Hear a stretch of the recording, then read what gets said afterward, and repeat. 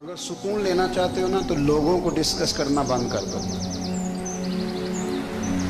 किसको अल्लाह ने कितने पैसे दिए हैं वो जाने और अल्लाह जाने, किसको अल्लाह ने कितनी गाड़ियां दी हैं वो जाने, और लोगों को डिस्कस करना जी। यानी मैं एक जगह बैठा था तो एक साहब गाड़ी वाला गुजरा, गाड़ी में बैठ के, उसका पड़ोसी था, कहते था मुंह है कार वाला। मैं क्या ਉਹਦਾ ਤੇ ਹੈ ਤਾਂ ਹੀ ਬੈਠਾ ਹੈ। ਤੇ ਹੁਣ ਮੈਂ ਕਿਹਾ ਉਹ ਸਮਝਾਣਾ ਸੀ ਨਾ ਉਹਨੂੰ, ਮੈਂ ਕਿਹਾ ਤੂੰ ਤੇ ਮੈਂ ਹਿਸਾਬ ਲਾਈਏ ਵੀ ਸਾਡੇ ਕੋਲ ਕੋਈ नहीं, ਉਹਦਾ ਤੇ है, लेकिन ना अल्लाह ने उसे दी है ना, तो अल्लाह ने चाहा ना वो कार में बैठे, तो इसने फटे पे बैठ के ये तबसरा किया कि मुंह है कार वाला।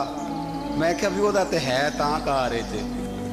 अब मुझे तुझे अंदाजा लगाना चाहिए कि हम क्या ये बहस है। यदि अल्लाह को चाहिए था माज़ अल्लाह के पहले तुमसे पूछता कि इसे कार देनी है कि नहीं।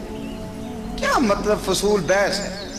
वो चीज़ हमें इतना तंग करती है, इतनी तकलीफ देती है कि आप यकीन करें सारा दिन उसी को डिस्कस करते हैं, सारा दिन। उसके पास गाड़ी है, उसके पास कार है, फलाने का पैसा 1 नंबर है, फलाने का 2 नंबर है, फलाने का 6 नंबर है। असल बात के अंदर असद है। जिंदगी में अगर इत्मीनान चाहते हो तो कभी कभी सब कुछ भूल के ना तो मस्त हो जाया करो रब की याद में। कभी कभी छोड़ दें दुनिया, छोड़े यार मोबाइल, किसी वक्त करें इसको बंद, छोड़े इस बात का ख्याल कि फलाने ने सलूट किया है कि नहीं की, छोड़े। हजरत बायजीद बुस्तामी रहमतुल्लाह ताला अलैह फरमाते मैंने इतिकाफ कभी अपनी मस्जिद में नहीं किया। तो देखिए सारे ही हाथ चूमने वाले, सारे ही प्यार करने वाले। फरमाते मैं जब एतिकाफ करता था तो मैं बस्ताम से दूर निकल जाता था जहां कोई मुझे जानने वाला ना हो। उठ बुलिया चल उथे बसीए जिथे बस देनी सारे अन्ने, ना कोई साडी जात पछाणे ते ना कोई सानू मन्ने, चल उधर चले। उठ बुलिया चल उथे बसीए जिथे बस देनी सारे ही अन्ने, ना कोई साडी जात पछाणे ते ना कोई सानू। इतना शौक है सलूट कराने का, इतना शौक है तारफ कराने का, इतना शौक है अपना बताने का, तो ये चीज़ गलबा कर जाती है। फिर नाम रह जाता है, रूह नहीं रहती, फिर वजूद रह जाता है, फिर बातन की कैफियत नहीं रहती। खुदारा अपने आप को बेचैन ना करो, बेकरार ना करो, बेसुकून ना करो। रब की याद में आ जाओ, दुरूद व सलाम में आ जाओ, नात के हुस्न में आओ, तिलावत की दुनिया में आओ, सजदों के नूर में आओ। आओ कभी खोल के दिल मस्जिद की सफाइयाँ करें।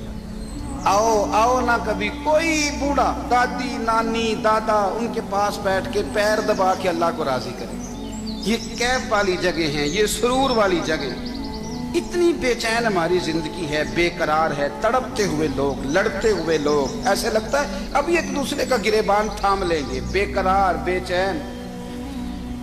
किसी को इंतजार का कहा जाए ना कि 10-20 मिनट किसी का इंतजार करो, तो बाद लोग मुझे ऐसे लगता है जैसे ये इनका कलेजा फट जाएगा। डॉक्टर के इंतजार में बैठे हैं तो बड़े परेशान हैं। किसी को मिलने गए हैं को आधा घंटा बैठना पड़ गया तो बड़ी दिक्कत में है। अपने आप को सुकून दें। आप यकीन करें बड़ा मजा आता है, कभी किसी का इंतजार करना पड़े तो 2-4 तस्बीह दुरूद शरीफ पड़ी जाती है। यानी ज़ौक बन जाता है कि चलो अल्लाह ने मौका दिया है, कोई सरकार को याद कर ले, तन्हाई मिल गई। हमारा मिजाज जिस सख्ती का शिकार है, वो सख्ती आहिस्ता आहिस्ता हमें ज्यादा आजमाइश में डाल दे। तो मेरे भाई जिंदगी में इत्मीनान हुस्न है, और वो सबसे ज्यादा अल्लाह की याद में मिलता है।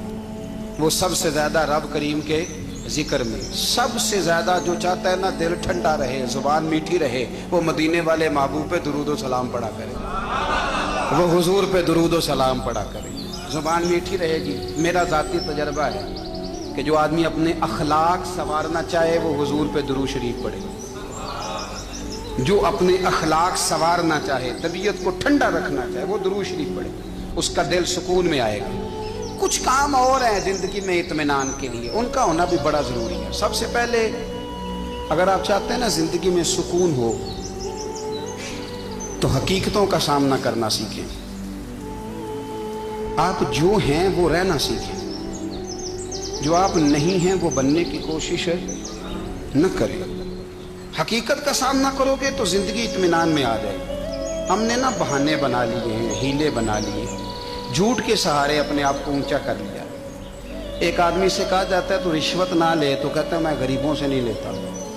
تو میرا سوال یہ ہے کہ امیروں کا حساب لینے کی اللہ نے تیری ڈیوٹی لگائی ہے، تیرے ذمہ لگایا ہے کہ تو امیروں کا حساب کر، تمہیں کیا ضرورت پڑی؟ ہم نہ بہانہ کرتے ہیں، رشوت لینے والے کا الگ بہانہ ہے اور سفارش والے کا الگ بہانہ ہے۔ حقیقت کا سامنا کریں، حقیقت کا۔ جو میرے ذمہ داریاں ہیں وہ میں نے پوری کرنا، جو آپ کی ذمہ داریاں ہیں وہ آپ جان نہ چھڑائیں، حقیقت پسند بنیں میرے رسول کریم۔ پھر پڑھیے درود شریف صلی اللہ تعالی علیہ وسلم۔ حضور صلی اللہ علیہ وسلم نے فرمایا کہ میری بیٹی سیدہ فاطمہ الزہرا رضی اللہ تعالی عنہا صرف جنتی نہیں، جنتی عورتوں کی سردار ہے۔ لیکن حضور نے یہ بھی فرمایا کہ فاطمہ یہ خیال رکھنا اگر اللہ نے حساب پوچھا تو حساب تم نے خود دینا ہے۔ حقیقت کی طرف توجہ کرائی حضور نے، وہ صرف جنتی نہیں، جنتی عورتوں کی سردار ہیں، پر حقیقت کی جانب توجہ۔ میں حقیقت یہ ہے کہ اگر مالک نے حساب پوچھا تو اس کی تیاری بھی کرنی ہے۔ دیکھیں نا، ہمیں کچھ یقین نہیں، اللہ معاف کرے کہ ہمارا حساب کیسا ہوگا، لیکن کتنے آزاد ہیں۔ یعنی بڑی دلیری سے بندے کہتے ہیں فجر نہیں پڑھتا جی، 3 پڑھتا ہوں جی، شاہ رہ جاتی ہے جی، کپڑے صاحب، بڑی دلیری سے۔ اور سیدہ فاطمہ الزہرا نے ساری رات مصلی آباد رکھا ہے، حالانکہ انہیں یقین تھا کہ رب مجھے بغیر حساب کتاب جنت دے گا۔ حقیقت کا سامنا کریں، جو حقوق آپ کے ہیں وہ آپ نے ادا کرنے، جو ذمہ داریاں ہیں وہ ذمہ داریاں ہیں۔ دیکھیں نا، حضرت موسیٰ کلیم اللہ علیہ السلام کے پاس اسرائیل روح نکالنے آئے تو حضرت موسیٰ نے تھپڑ مارا، آنکھ نکال دی، واپس گئے۔ اللہ انہوں نے تو جلال فرمایا، کہا موسیٰ علیہ السلام سے کہیے بیل کی پشت پر ہاتھ رکھیں، جتنے بال ان کے دست مبارک کے نیچے آئیں گے اتنے 1000 سال ان کی عمر بڑھا دی جائے گی۔ یعنی میرے کان میں کوئی بتا دے کہ جناب 60 سال بڑھ گئی، یا آپ کے کان میں کوئی کہہ دے تو خوشی ہوتی ہے کہ نہیں؟ لیکن یہ حقیقت پسندی نہیں، اس لیے کہ 60 بھی گزر جائیں گے، 70 بھی، یہ حقیقت نہیں۔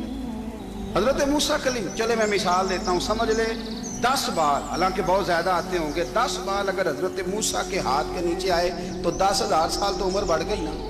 10 یعنی 10 سال نہیں، 10 100 نہیں، 10 بہت زیادہ تھی نا۔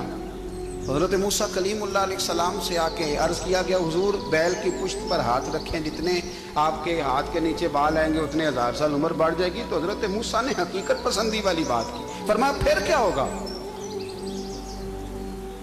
10,000 سال کے بعد پھر کیا ہوگا؟ کہا حضور جانا تو پھر بھی ہے، فرمایا پھر ابھی چلتے ہیں۔ اگر جانا ہے نا، جانا ہے تو پھر، اگر جانا ہے تو پھر ابھی۔ اور سجنوں، اگر نماز پڑھنی ہے تو ابھی کیوں نہیں؟ اگر داڑھی رکھنی ہے تو پھر رمضان کا انتظار کیوں کریں، ابھی کیوں نہیں؟ اگر سچ بولنا ہے تو پھر، اگر رزق حلال کھانا ہے تو پھر انتظار کاہے کا؟ حقیقت ہوتی ہے، بہانہ ہوتا ہے، حقیقت چھپ نہیں سکتی بناوٹ کے اصولوں سے، کیونکہ خوشبو آ نہیں سکتی کبھی کاغذ کے پھولوں سے۔ یہ بات یاد رکھیں، اگر جانا ہے تو حضرت کلیم فرمانے لگے پھر 10,000 سال کے بعد بھی جانا ہے تو آج بھی۔ ہمیں بے قراری زندگی میں اس لیے کہ ہم حقیقت پسند نہیں، ہم بہانوں میں، ہم ہواؤں میں جیتے ہیں، ہواؤں میں، خیالات میں زندگی گزارتے ہیں۔ بڑا ٹائم پڑا ہے، مثلاً کتنا میرے رسول کریم صلی اللہ تعالی علیہ وآلہ وسلم نے ایک دن صحابہ سے فرمایا تمہیں حیا نہیں آتی؟ حضور کیا ہوا؟ فرمایا وہ والے مکان بناتے ہو جن میں تم رہ نہیں سکتے،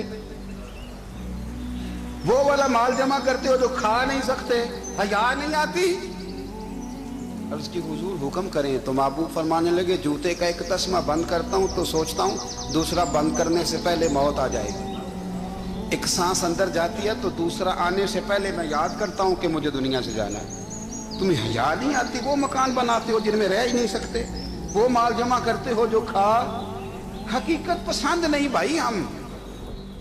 بہت سارے لوگ ہیں بڑی باتیں سناتے ہیں، بڑی، میں کہتا ہوں اصل میں نا زیادہ باتیں سنا کے نا بیچارہ اپنے آپ کو مطمئن کرنا چاہتا ہے، اصل بات یہ ہے کہ اندر سے نا ہلا ہوا ہے، کچھ بھی نہیں، بڑا زیادہ ہنستا ہے اور مجھے لگتا ہے کہ کوئی گہرا زخم چھپا رہا ہے۔ اس لیے ملمہ سازی، حقیقت پسند بنو، حقیقت پسند۔ یاد رکھنا من ترک صلاۃ متعمدا فقد کفر، میرے رسول نے حقیقت بیان کی، فرمایا جس نے ایک نماز بھی جان بوجھ کے چھوڑی اس نے رب کے رب ہونے کا انکار کیا، اس نے کفران نعمت کیا۔ یہ حقیقت ہے، کوئی کلیریفیکیشن نہیں، کوئی وضاحت نہیں۔ جو نماز نہیں پڑھتا جھوٹ بولتا ہے، غلط بیانی کرتا ہے۔ جو شخص رزق حرام کما کے کہتا ہے کہ اس کے بغیر گزارا نہیں چلتا، وہ جھوٹ بولتا ہے۔ اس لیے کہ رب فرماتا ہے جب تجھے پیدا کیا ہے تو تیرا رزق میرے ذمہ ہے۔ اللہ فرماتا ہے کہ لا یکلف اللہ نفسا الا وسعہا، میں کسی پر وہ بوجھ نہیں ڈالتا جو اٹھا نہ سکے۔ نماز فرض کیا، اس کا مطلب ہے ہم پڑھنے کے قابل ہیں، اس نے ہمارے ذمہ داریاں لگائی ہیں، تو مطلب یہ ہے کہ ہم ذمہ داریاں ادا کرنے کے قابل ہیں، ورنہ وہ کہتا ہے میں وہ بوجھ ڈالتا ہی نہیں جو تجھ سے اٹھایا نہ جائے۔ اگر چاہتے ہو کہ زندگی میں اطمینان ملے تو خدا را حقیقت پسندوں والی زندگی گزارو۔ یہ فضاؤں میں زندہ رہنا، ہواؤں میں، اللہ بڑا معاف کرنے والا ہے، اللہ بڑا کریم ہے، معاف کر دے گا، تو بھئی یہ بات صحابہ کو بھی پتا تھی، یہ اہل بیت کو بھی خبر تھی، تو وہ تو ایک ایک بات کا لحاظ کرتے تھے۔ یہ غوث اعظم کو بھی پتا تھی، یہ ان کے والد کو بھی پتا تھی، جنہوں نے کسی کا ایک سیب کھا لیا تھا تو 12 سال اس کے گھر میں نوکری کرتے رہے، انہیں نہیں پتا تھا اللہ بڑا کریم ہے، معاف کر دے گا، ایک سیب ہی ہے نا۔ تو حقیقت پسندی آپ کو سکون دے گی، اور اگر آپ نے اپنے آپ کو غیر مطمئن کیا ہوا ہے، بات کچھ اور ہے، اور آپ نے اپنے آپ کو ڈال کسی اور طرف لیا ہے، تو پھر آپ کو سکون مل سکتا؟ سکون حقیقت پسندی میں، اصل میں سکون ہوتا ہے، اداکاری میں سکون نہیں ہوتا۔ تیسری بات سنیں، اگر آپ چاہتے ہیں زندگی میں مطمئن رہیں تو دنیا داروں سے امیدیں توڑ دیں، اللہ اور اس کے رسول سے امید وابستہ کریں، اولیاء اللہ سے امیدیں وابستہ کریں، صحابہ اور اہل بیت سے امیدیں، اللہ اور اللہ والوں سے امیدیں، دنیا داروں سے امیدیں۔ آپ کو پتہ ہے دنیا دار کی تباہی کب ہوتی ہے؟ جب انہیں خوش آمدی مل جاتا ہے۔ چودھری کا بیڑا اس وقت غرق ہوتا ہے جب اسے چودھری کہنے والے زیادہ ہو جاتے ہیں۔ سیٹھ صاحب اور نواب صاحب بیچارے تباہ تب ہوتے ہیں بھولے پن میں، جب ان کے دائیں بائیں ریلا ہوتا ہے سیٹھ صاحب کہنے کا، لوگ انہیں کھانا چاہتے ہیں، پیار ان کا نہیں ہوتا، ان کی جیب کا ہوتا ہے، محبت ان سے نہیں ہوتی، ان کی کرسی سے ہوتی ہے، ضروریات کا پیار ہوتا ہے، تباہ کر دیا جاتا ہے۔ ہماری ساری توقعات دنیا داروں سے وابستہ ہو گئی ہیں، ناراض نہ ہونا۔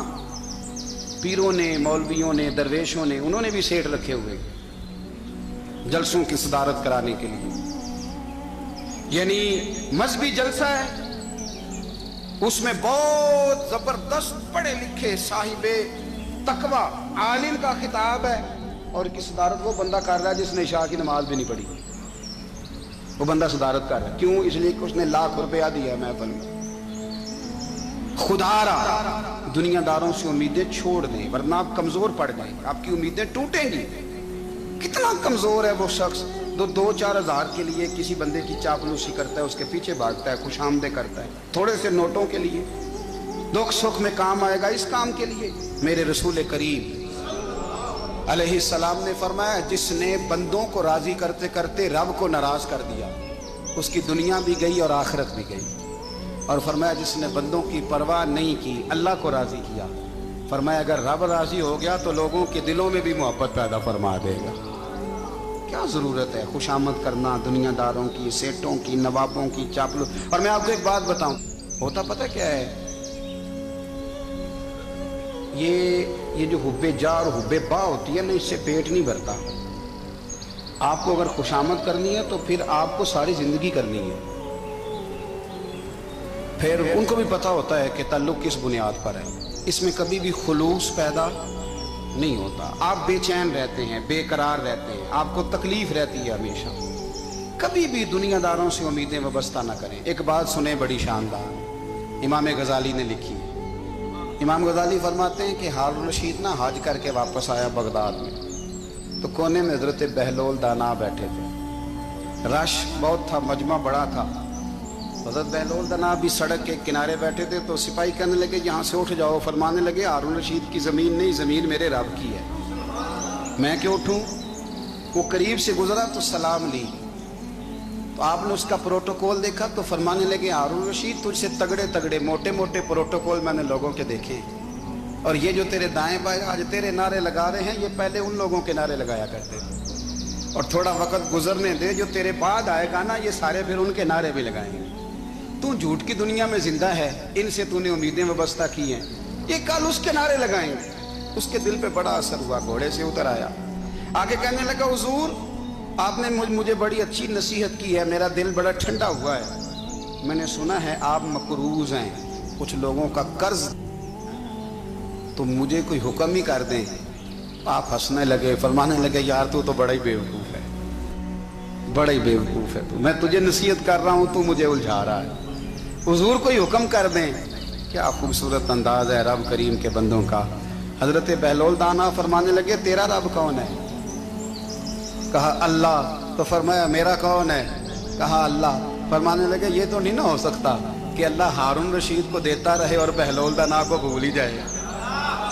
ये तो नहीं ना हो सकता कि हारून रशीद को देता रहे और बहलोल दाना को भूल जाए। फरमाया उसका दिल, उसका इरादा हुआ, इरादा एक कुदरत हुआ कि बहलोल मकरूज रहना चाहिए। तो अगर रब मुझे रखना चाहता है, दुख कबूल मोहम्मद बख्शा, राजी रहन प्यारे, अगर वो चाहता है मैं मकरूज रहूं तो मैं भी चाहता हूं कि मैं मकरूज ही रहूं। ये तो नहीं ना हो सकता कि तुझे दे और मुझे ना दे। फरमाया मेरी तुझसे कोई उम्मीद नहीं, मुझे जब भी देगा मेरा रब ही देगा, और वो देगा तो फिर इंशाल्लाह खजाने खोल के देगा। दुनियादारों से उम्मीदें वाबस्ता करना, लोगों के पीछे ये छोड़ दें। आप बेचैन रहेंगे, बेकरार रहेंगे। अल्लाह वालों से जरूर उम्मीदें वाबस्ता करें, इसलिए कि उनके पास जो कुछ होता है वो दरअसल रब का ही होता है। लेकिन सेठों से, नवाबों से, सियासतदानों से बाज आ जाए, हमारी बड़ी उम्मीदें वाबस्ता हैं। मैं अक्सर कहता हूँ जितने फेरे नौकरी के लिए दुनियादार के दरवाजे पे लगाए हैं ना, इससे कम दफा मस्जिद में नफल पड़े होते तो रब उतनी बड़ी मेहरबानी फरमा दे। हसद करने वाला बंदों पर एतराज नहीं करता, अल्लाह पर एतराज करता।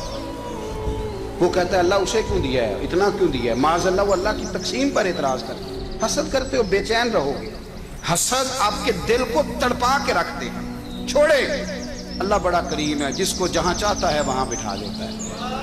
आप कतन इस बहस में ना पड़े कि अल्लाह ने किसको कितना दिया है, कब दिया है, क्यों दिया है, वो बड़ा बेनियाज है। हसद आपको तबाह करेगा। दुनिया में पहला गुनाह जो हुआ था वो हसद था। इबलीस ने हजरत आदम से हसद किया, कहने लगा मैं बेहतर हूं, सरदारी इसको मिल रही है, तो ये तो अल्लाह को पता है ना किसको देनी है। और दुनिया में पहला कत्ल हसद की वजह से हुआ। हाबील काबील के दरमियान हसद का मामला था। खातून का निकाह उससे क्यों हो रहा है, मुझसे होना चाहिए।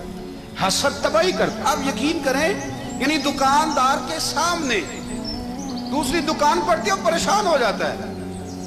वो कहता है मेरा क्या बनेगा, ला हौला वला कुव्वता इल्ला बिल्लाहिल अलीय्यिल अज़ीम। यानी तेरा क्या ख्याल है कि तेरे हिस्से की रोटी वो खा जाएगा? इतना छोटा दिल।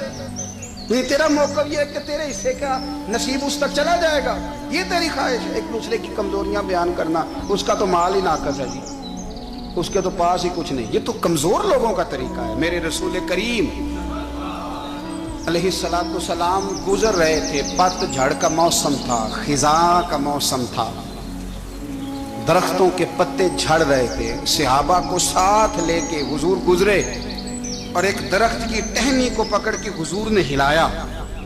सहाबा फरमाते हैं कि छम छम उसके पत्ते गिरे, जमीन पर ढेर लग गया। हुजूर ने फरमाया देखा तुमने क्या हुआ? हुजूर हाँ। फरमाया कितनी तेजी से पत्ते झड़े हैं, सिर्फ तना रह गया है और खाली टहनियां रह गई हैं, कोई हुस्न बचा है? हुजूर नहीं। तो नबी करीम फरमाने लगे जो हसद करता है ना, उसकी नेकियां भी इसी तरह झड़ जाती हैं, इसी तरह। और एक जगह हुजूर फरमाने लगे जिस तरह राख लकड़ी को आग खा जाती है, जिस तरह लकड़ी को आग, जब आग खा जाए तो फिर लकड़ी को लकड़ी नहीं कहा जाता, राख कहा जाता है, कोयला कहा जाता है। उसकी असल बाकी यानी उसे खा ही जाती है। तो हुजूर अलैहिस्सलातु सलाम फरमाने लगे जिस तरह आग लकड़ी को खा जाती है, पर मैं इसी तरह हसद नेकियों को खा जाता, नेकियां रहती नहीं। हसद करने वाले के पास नेकियां यानी उनकी असल शक्ल मौजूद, कभी भी हसद नहीं करें। اللہ کی تقسیم ہے، جس کو چاہے جب چاہے جتنا چاہے عطا کرے۔ اور چوتھی بات میرے بھائی، کبھی بھی بغض نہ پیدا کریں۔ بغض والے لوگ بے سکون رہتے ہیں۔ بہت ساری کمزوریاں ہمارے اندر ہوتی ہیں نا، پھر اللہ ہماری روزی تو نہیں نہ بند فرماتا، یہ تو نہیں کہتا کہ زمین سے نکل جاؤ۔ اگر یہی والا معاملہ ہو جو ہمارا ہے کہ شادی پہ اس نے میرے ساتھ برا سلوک کیا تھا، ساری زندگی بغض رکھنا ہے۔ اگر یہی معاملہ فرشتے اللہ کی بارگاہ میں کہیں کہ یا اللہ اس نے فلانے دن شراب پی تھی، اب اس کو زمین میں نہیں رہنے دینا، نظام زندگی چلے گا، تو اگر اللہ ہمیں معاف کرتا ہے تو ہم بندوں کو معاف کیوں نہیں کرتے؟ آپ یقین کریں، اتنی لمبی عداوتیں، اتنا لمبا حسد، اتنا لمبا بغض، اتنا لمبا۔ حدیث میں نے پڑھی، میں حیران رہ گیا۔ میرے نبی کریم علیہ الصلوۃ والسلام نے فرمایا اپنی بیوی سے کبھی بغض نہ رکھنا، اگر اس کی ایک بات ناپسند ہو تو اسے چھوڑ کے وہ بات دیکھو جو تمہیں پسند ہے۔ میں اس حدیث کو پڑھ کے سوچنے لگا کہ کیا بیوی کا بھی بغض رکھتے ہیں لوگ؟ اب حضور نے کہا ہے تو اس کا مطلب ہے لوگ بیوی کا بغض بھی رکھتے ہیں۔ اب اس پر استدلال کر کے مجھے کہنا پڑے گا کہ سسرال والوں کا بغض بھی رکھتے ہیں، کہنا پڑے گا کہ بھائی کے سسرال والوں سے بھی بغض رکھتے۔ اس حدیث کی روشنی میں سمجھا کہ لوگ بھابھی کا بغض بھی رکھتے ہیں، بغض، ورنہ عادتیں تو ہماری بھی کئی بری ہوتی ہیں۔ اگر عادات ایک وجہ بنے اختلاف کی تو عادتیں تو ہماری بھی کئی بری ہیں، لیکن ہم اپنی بری عادتوں سمیت اپنے آپ سے پیار کرتے ہیں، اور سامنے والے کی ایک بھی عادت بری ہو تو اس سے بغض رکھتے ہیں۔ بغض نہ پیدا کریں۔ میرے نبی پاک علیہ الصلوۃ والسلام نے فرمایا کچھ چیزیں تمہارے دین کو مونڈ ڈالیں گی، تباہ کر دیں گی، کاٹ دیں گی۔ حضور کون سی؟ فرمایا حسد، تکبر اور بغض، یہ تمہارے دین کو تباہ کر دیں۔ ہم بے چین اس لیے ہیں کہ ہم نے بہت سارے لوگوں کا بغض پالا ہوا ہے، اور ہر فیلڈ میں سیاستدان نے سیاستدان کا، ذاتیات پر ادھر کے بات کرتے ہیں، معزز ترین لوگ، تاجر نے تاجر کا، اللہ ماشاءاللہ بعض جگہ پہ اہل علم بھی ایک دوسرے سے عداوت رکھتے ہیں۔ خدا را دل رب کریم کے آنے کا ٹھکانہ ہے، یہ صاف ہوگا تو اس میں رب رسول کے جلوے ہوں، اگر اس میں عداوت ہو، اس میں بغض ہو، اس میں کینہ ہو، نفاق، سنیں میرے رسول کریم حضرت ابوبکر صدیق رضی اللہ تعالیٰ عنہ کہتے ہیں میں رو ہی پڑا۔ مکہ فتح ہوا نا تو اکرمہ بن ابو جہل نے پیغام بھیجا کہ میں نا کلمہ پڑھنے کے لیے آ رہا ہوں۔ بات لمبی ہے، میں موضوع پہ رہنا چاہتا ہوں۔ کہتے ہیں جب وہ آنے لگا نا تو نبی پاک نے ہم سب کو بلایا، ہم حاضر خدمت ہوئے تو حضور فرمانے لگے کہ اس کے باپ نے نا بڑا ظلم کیا ہے ہمارے ساتھ، ابو جہل نے بڑا ستایا ہے، بڑی تکلیف دی ہے۔ آپ مجھے بتلائیں کہ وہ ایک دفعہ کسی شادی پہ بحث ہوتی ہے بیوی کے بھائی کے ساتھ، پھر ساری زندگی اس بیچارے کو معافی، وہ 10 دفعہ گھر آتا ہے معافی مانگنے پر سوال ہی نہیں پیدا ہوتا، میں مجھے ہی کہہ دیا،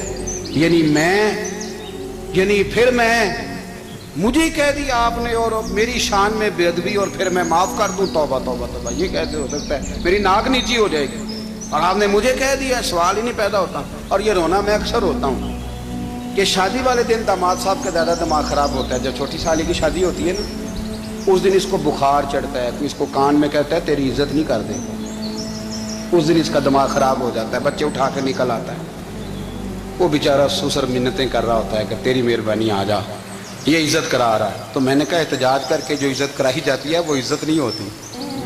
ہاں یہاں مانگ کے عزت لیتے ہیں لوگ، یا احتجاج کی کوئی عزت ہے؟ آپ کے اندر کمالات اتنے ہوں کہ آپ کی عزت کرنے کو دل چاہے، یعنی مزہ آئے، یعنی لطف آئے، یعنی آپ دور بیٹھے ہوں تو کسی کا دل کرے آپ کو اسٹیج پہ بلانے کے لیے۔ یہ کیا بات ہوئی کہ چھائے جانا اور بھاگ کے آگے جانا؟ ان سے نکلیں۔ اکرمہ بن ابو جہل کلمہ پڑھنے کے ارادے سے آ رہے ہیں، حضور علیہ السلام نے صحابہ کو بلایا، کتنی زیادہ عداوت رکھی جا سکتی تھی معاذ اللہ؟ کب سے وہ چلا تھا ظلم کرنے، اور اس کے بعد اس کا بیٹا شروع ہو گیا۔